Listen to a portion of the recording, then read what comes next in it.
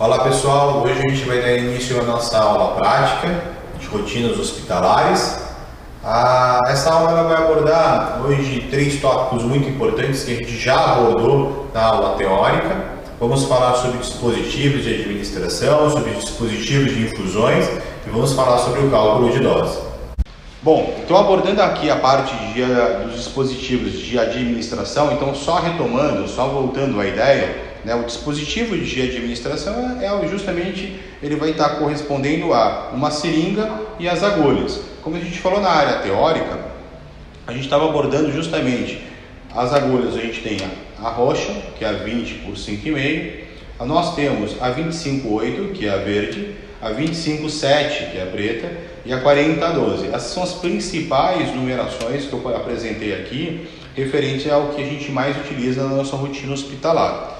E as seringas? Tem a seringa de 1, eu vou ter a seringa de 3, a seringa de 5, a seringa de 10, a seringa de 20 e a seringa de 60.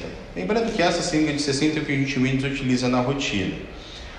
Os dispositivos aqui de administrações, para as administrações, ele está vinculado justamente ao processo ou de uma administração rápida em bolos ou para a coleta de sangue. E aqui a gente precisa entender, eu posso utilizar isso por diversas vias de administração. Por exemplo, posso fazer isso por via subcutânea, posso fazer isso pela via intramuscular, posso fazer isso pela via endovenosa. Ok, então aqui a gente termina o dispositivo de administração e a gente passa agora para o dispositivo de infusão. E aqui a gente tem um pouco mais de recursos. A gente começa falando um pouco sobre os scalpes. Os scalpes, como eu mencionei na aula teórica, cada vez menos a gente utiliza, mas a gente utiliza quando a gente vai fazer uma infusão mais curta. Então, uma infusão que tem um tempo mais controlado, no qual muitas vezes o próprio profissional vai estar assessorando essa infusão, por exemplo, nas quimioterapias.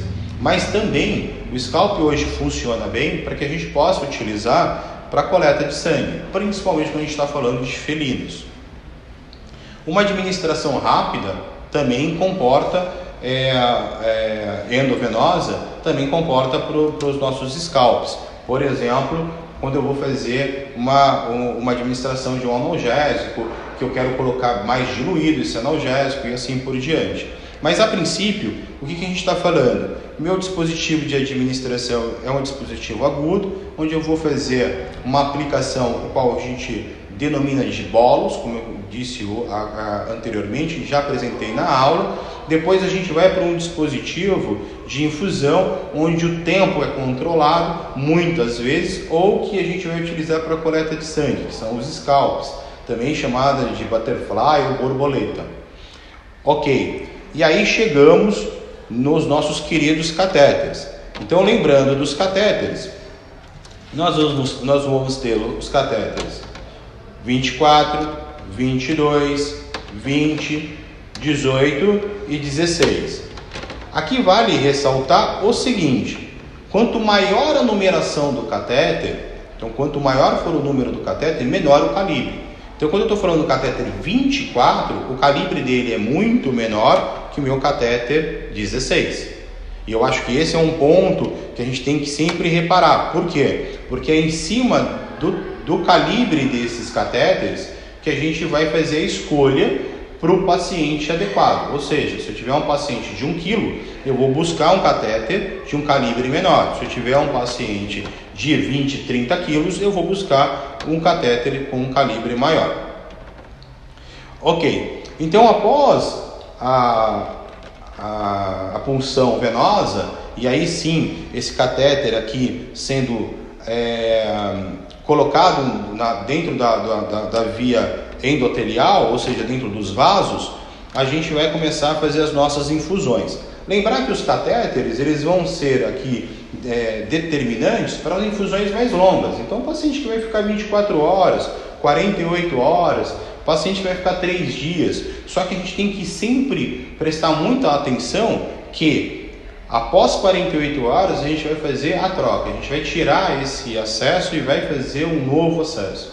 O grande problema é quando a gente complica um pouco, ou o paciente está muito tempo internado, ou a gente perde todos os acessos por conta de uma enfermidade de base, uma doença, né? E aí a gente passa do catéter periférico para o catéter central.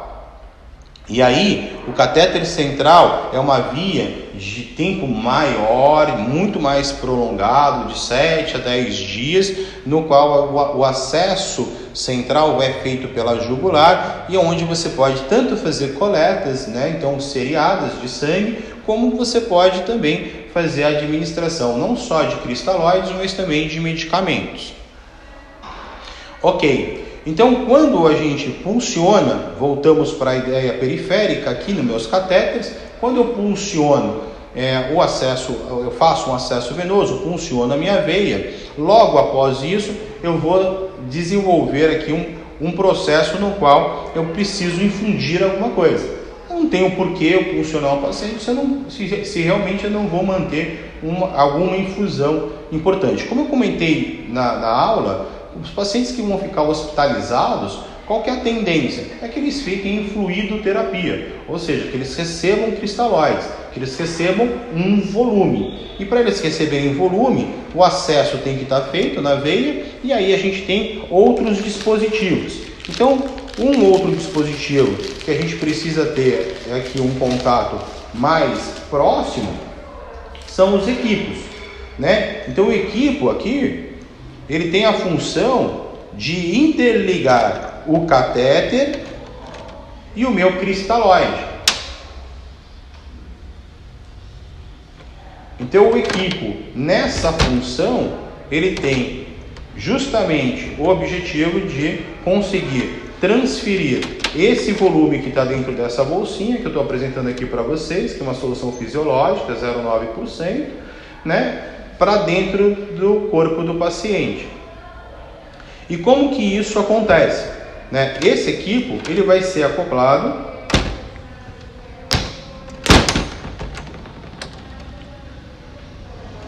no meu cristalóide. Após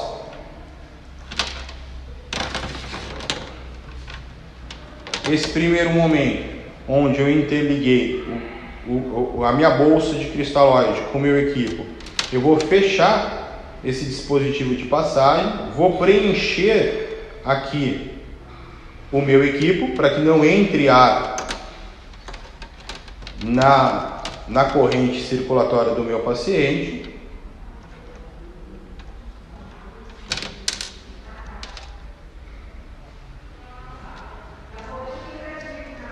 Então o equipo aqui está preenchido.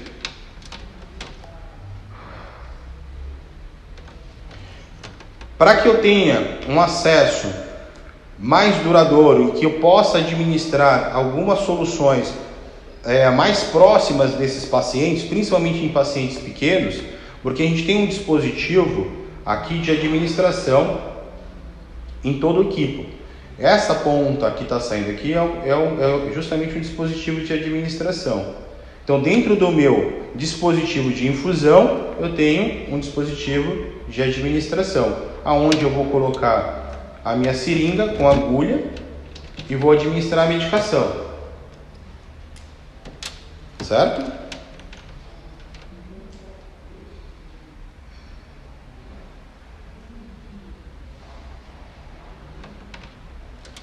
Mas para que exista um conforto maior do paciente dentro das nossas hospitalizações, a gente utiliza o que é chamado de extensor.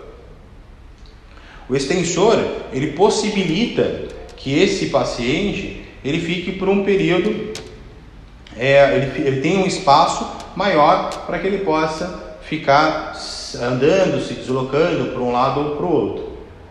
Ok? Então tá bom. Porém, quando eu interligo esse dispositivo, a distância do meu dispositivo de administração até a ponta do meu paciente fica muito longa, fica muito longe. E aí, consequentemente, o remédio que eu administro aqui, o medicamento que eu faço aqui, ele demora muito tempo para chegar na ponta do meu paciente. Então, para que a gente possa sanar essa problemática da nossa rotina, a gente utiliza o que é chamado de Y. O que é o Y?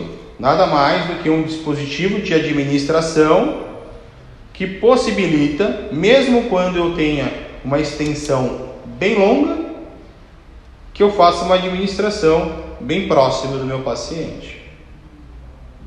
E aí, dentro de alguns recursos, a gente pode utilizar para minimizar os efeitos de contaminação, o que é chamado de PRN, ou existem outros nomes, mas só também é um dispositivo no qual você possa higienizar, no qual você possa administrar as medicações diretamente nesse ponto.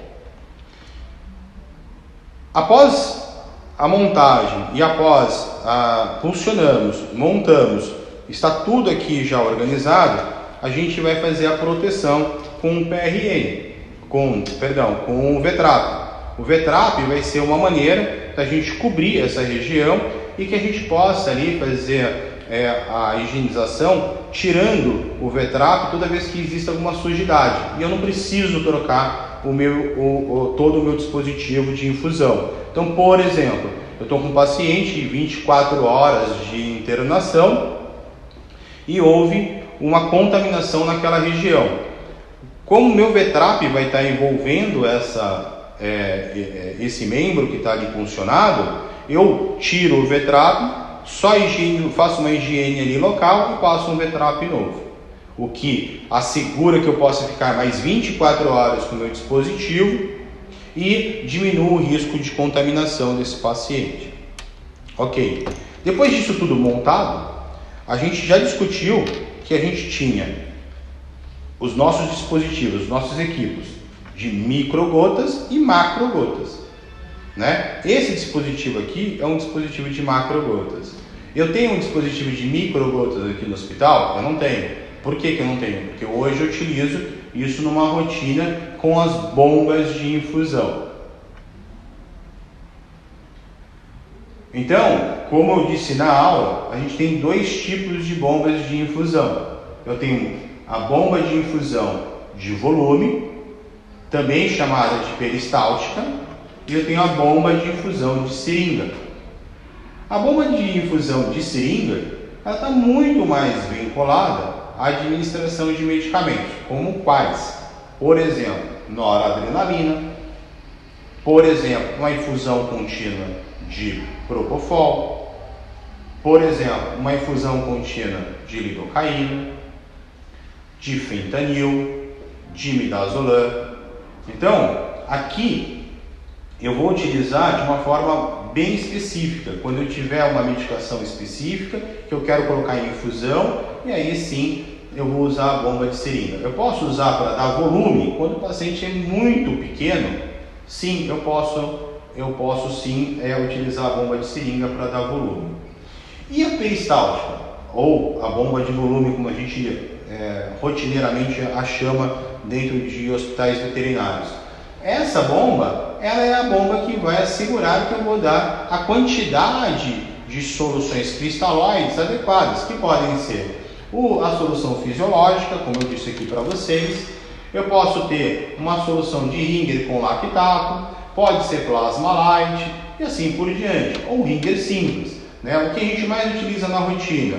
Solução fisiológica e Ringer com lactato. A bomba de infusão ela vai assegurar que o volume que eu estou determinando vai ser entregue de uma forma muito mais exata, o que realmente vai trazer para a gente o benefício, primeiro, de não aumentar o risco de complicações desses pacientes, que podem receber um volume excessivo e aí desenvolver, por exemplo, edema pulmonar, né? E aí esse edema pulmonar, quando acontece com um volume excessivo em felinos, por exemplo, são edemas muito agudos, com difícil reversão, e ela, além de assegurar isso, ela faz com que a gente possa dar uma atenção especial para outras atividades dentro da minha rotina de pacientes hospitalizados, da minha internação, da minha unidade de terapia intensiva, né? Na unidade de terapia intensiva, essas bombas são muito mais utilizadas. Por quê? Porque os pacientes eles precisam de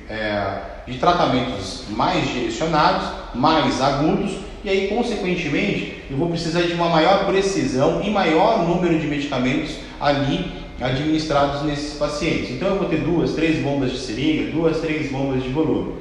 No paciente internado, né, uma internação que a gente chama de semi-intensiva, normalmente a gente vai trabalhar com 1 ou 2 bombas, no máximo. Quando começa a aumentar o número de bombas, quer dizer que está complicando um pouco, ou que a doença ela necessita de várias vias de terapia, como por exemplo a cetoacidose diabética, no qual a gente precisa ter alguns acessos e administração de insulina, de potássio, de glicose, para conseguir tirar esse paciente dessa complicação da diabetes. Então, agora eu consegui já abordar toda essa ideia sobre os dispositivos e vamos iniciar agora uma conversa sobre a dose. Então tá ótimo, pessoal. Então aqui eu estou com uma ficha de um paciente que está aqui hospitalizado conosco. Ela chama Sasha, é uma pincher, tem 4,3 kg. O fármaco de escolha é o tramadol, o qual a gente vai utilizar hoje para fazer os cálculos. E na ficha aqui a gente já consegue identificar que o tramadol, aqui no número 2 da nossa ficha, tem uma recomendação de 4 mg por quilo e a administração ela vai ser feita de forma subcutânea. Ok, então quando eu recebo a minha ficha para fazer a medicação do meu paciente e encontro que a Sasha de 4,3 kg vai ter uma recomendação de receber 4 mg por quilo de tramadol pela via subcutânea. Então vamos lá fazer algumas anotações, vamos começar aqui a delinear o quanto que eu tenho que dar, administrar para esse paciente em ml pela via subcutânea. Então o fármaco de escolha é o tramadol.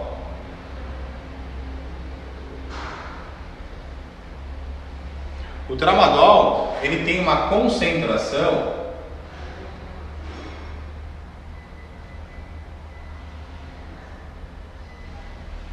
de 50 mg por ml. No nosso frasco, ali vocês vão encontrar o que? 100 mg para cada 2 ml. Que é a mesma coisa, certo? 2. A dose. A dose recomendada pelo médico veterinário foi de 4 mg por quilo. 3. O peso do paciente. 4,3 quilos. 4,3 kg. Ok, então como que eu começo agora a formular quantos ml eu tenho que administrar na Sasha?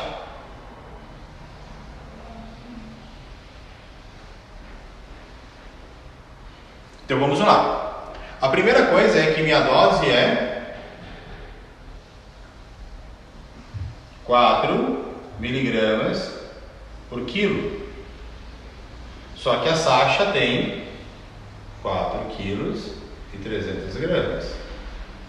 Então eu tenho que agora começar a fazer a minha multiplicação.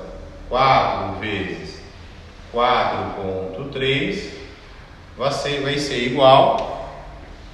Vou pegar a calculadora aqui e vamos fazer o cálculo. Dá para fazer de cabeça também, né? Mas aí cada um. 17,2 miligramas. É o que a Sasha tem que receber de tramal.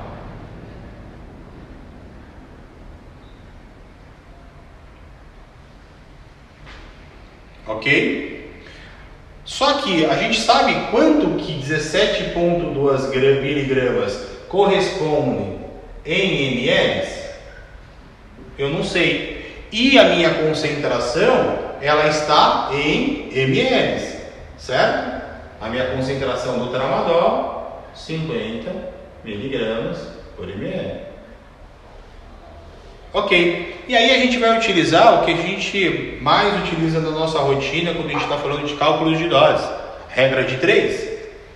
Então eu vou pegar que 50 miligramas eu tenho em 1 ml e 17,2 miligramas. Quantos ml eu tenho? E aí é simples, a gente vai fazer uma conta cruzada, né? Então eu vou fazer 17,2 vezes 1 e vou fazer 50 vezes x. Então eu vou ter 50x igual a 17,2. X vai ser igual a 17,2 sobre 50. Que, de novo, aqui usando a calculadora, que vai dar exatamente 0,334 ml. Então, a Sasha, ela precisa receber 0,34 ml de tramadol pela via subcutânea. Aqui a gente pegou um único medicamento. A Sasha, ela tem hoje, na nossa rotina, 10 medicamentos na ficha dela. Agora, a Sasha é só um paciente. Então, se eu tiver que pensar hoje que eu vou ter 10 pacientes internados, com cada um com uma prescrição de 10 medicamentos, a gente está falando hoje de quanto, né? Quantas contas a gente vai estar fazendo, né? Quantas vezes eu tenho que hoje recalcular muitas vezes essas doses, porque ou eu vou estar diminuindo a dose, ou esse paciente mudou de peso. Então, quantas vezes eu tenho que calcular isso no meu dia a dia? Por isso que a dose, e por isso que eu apresentei na minha aula teórica, o paper mostrando hoje que aonde mais a gente comete falhas em institutos veterinários, tanto de pequenos animais quanto em grandes animais, independente de ser dentro de universidades ou independente de ser de hospitais particulares, é justamente no cálculo de dose. Por quê? Porque a gente tem que calcular muito, a gente tem muitas medicações para acabar fazendo isso num tempo às vezes muito curto, né? Uma tomada de decisão muito rápida, muitas vezes também, e com diversas variáveis, principalmente quando a gente começa a ter mudança de peso desse paciente. 2, 3 dias, os pacientes podem perder como podem ganhar peso. Então aqui a gente termina a nossa parte da aula prática e na sequência a gente vai estar falando um pouco e vai estar mostrando alguns vídeos vinculados à parte de punção venosa, administração subcutânea e aplicação intramuscular. A gente discutiu no módulo 1, aqui a gente já deixou preparado um kit para fazer o acesso venoso. Então aqui a gente tem já uma seringa reservada, já puxado com solução fisiológica, com uma agulha 25/7. Nós vamos ter os catéteres, né, para fazer a infusão. Então eu tenho um catéter amarelo, que é o catéter 24, perdão. Eu vou ter o catéter azul, que é o catéter 22. Eu vou ter o Y para fazer aqui deixar 2 vias disponíveis aqui para administração de medicamento para esse paciente. Então, após o preparo, a gente vai fazer a tricotomia no paciente e depois vamos fazer fazer o acesso venoso, né? Lembrando que esse paciente vai ficar internado, então ele vai ter um tempo maior de infusões, então vai ter um tempo prolongado de infusões aqui, principalmente com soluções cristalóides. Então a opção que foi feita foi justamente trazer, né, os catéteres, porque ele vai permanecer pelo menos mais 2 dias aqui recebendo a substituição por um volume, como a gente sempre estava discutindo na aula teórica, né, de cristalóides enquanto estiver internado. Bom, o nosso paciente é um paciente felino. A gente vai fazer hoje um acesso venoso, vamos trocar o acesso venoso, esse paciente já está internado conosco. Então, inicialmente, a gente vai fazer a sepsia. A sepsia vai ser feita com o álcool 70, né, para que evite algum grau de contaminação maior, que essa contaminação acesse, né, consiga adentrar a corrente sanguínea desse paciente, né. Vamos fazer o garrote. A partir do momento que a gente faz o garrote, a gente precisa identificar a veia a qual vamos canular. Após a identificação, o profissional já escolheu o catéter a ser utilizado, um catéter 22.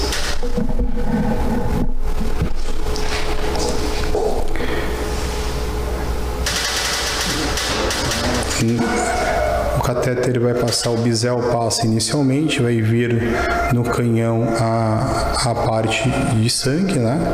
E aí a gente vai adentrar com a parte flexível para dentro do vaso sanguíneo e vamos tirar a agulha.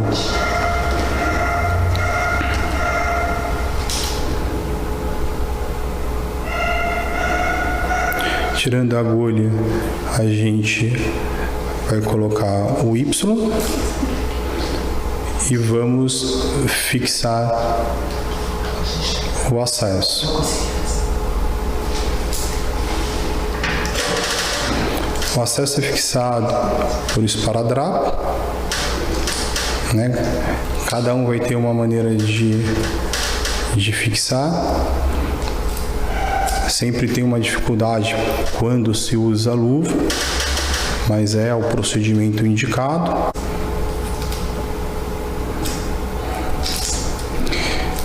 E por final, nós vamos lavar o acesso para que não exista a coagulação imediata. Estou lavando com uma seringa de 5 ml.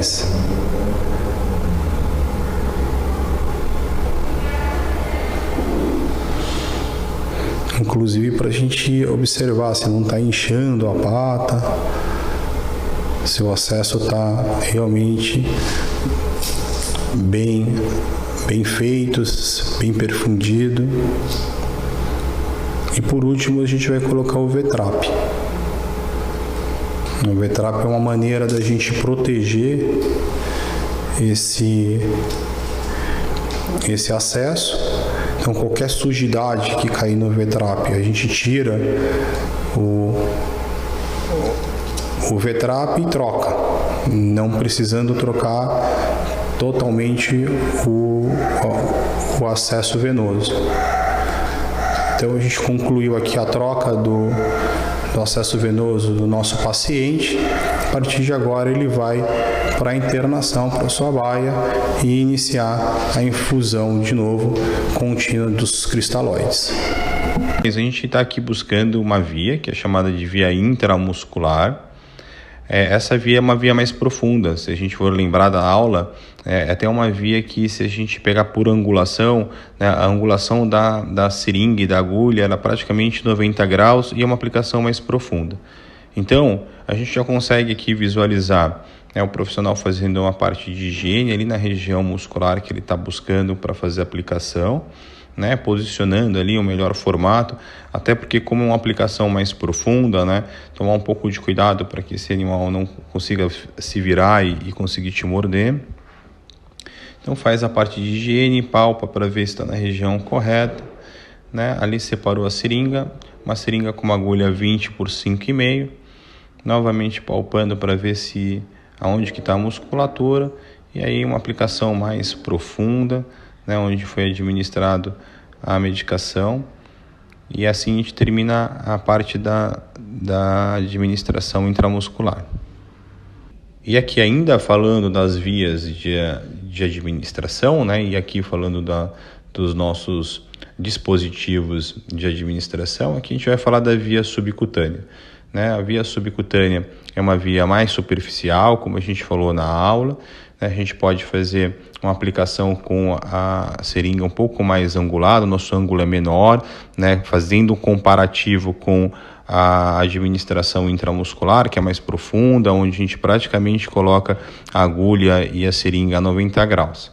Então, a gente já consegue observar aqui a higiene da região, para que não exista um processo de infecção, lembrando que a pele é sempre bem contaminada, né? Aí a gente faz a extensão da pele, a seringa com uma angulação bem paralela e a aplicação do medicamento por via subcutânea.